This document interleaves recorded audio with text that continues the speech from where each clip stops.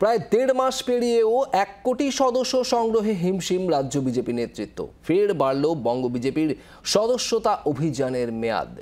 দিল্লিতে কেন্দ্রীয় পর্যবেক্ষক সুনীল বনসালের সঙ্গে সাংসদদের জরুরি বৈঠকে পেশ করা হলো রিপোর্ট। সূত্রের খবর, জঙ্গলমহল সহ একাধিক জেলার রিপোর্ট ভালো নয়।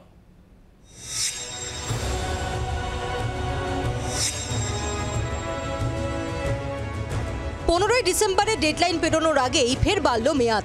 সদস্য সংগ্রহে হতশ্রী দশা।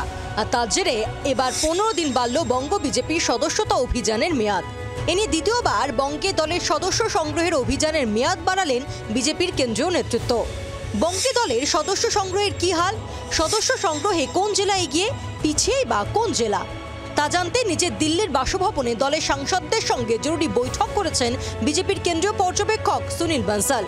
সূত্রের খবর, বৈঠকে দলের সদস্য সংগ্রহ অভিযান নিয়ে রিপোর্ট পেশ করা হয়। সূত্রের আরও খবর, জঙ্গলমহল সহ একাধিক জেলার রিপোর্ট ভালো নয়। কলকাতায় এসে নভেম্বরের মধ্যে রাজ্যে 1 কোটি সদস্য সংগ্রহের টার্গেট বেঁধে দিয়ে গিয়েছিলেন অমিত শাহ। শাহের দেওয়া সেই ডেডলাইন পেরোনোর পর বঙ্গ বিজেপি নেতাদের অনুরোধে 24শে নভেম্বর সদস্যতা অভিযানের মেয়াদ 15 দিন বাড়ানো হয়। সূত্রের খবর, সদস্য সংগ্রহের এই অগ্রগতি নিয়ে 24শে নভেম্বরের বৈঠকে অসন্তোষ প্রকাশ করেন সুনীল বনসাল। দলের বিধায়ক ও সাংসদদের ভূমিকা নিয়েও প্রশ্ন তোলেন তিনি। তবে এখনো অবধি মাত্র 30 লক্ষের কিছু বেশি সদস্য সংগ্রহ করতে পেরেছে বঙ্গ বিজেপি। সূত্রের খবর, শনিবার বৈঠকেও রাজ্য নেতাদের এ নিয়ে তুলোধনা করেন বিজেপির কেন্দ্রীয় পর্যবেক্ষক সুনীল বনসাল। লক্ষ্য পূরণ থেকে এখনো অনেকটা দূরে থাকায় বঙ্গ বিজেপির সদস্যতা অভিযানের মেয়াদ ফের বাড়ালো বিজেপির কেন্দ্রীয় নেতৃত্ব।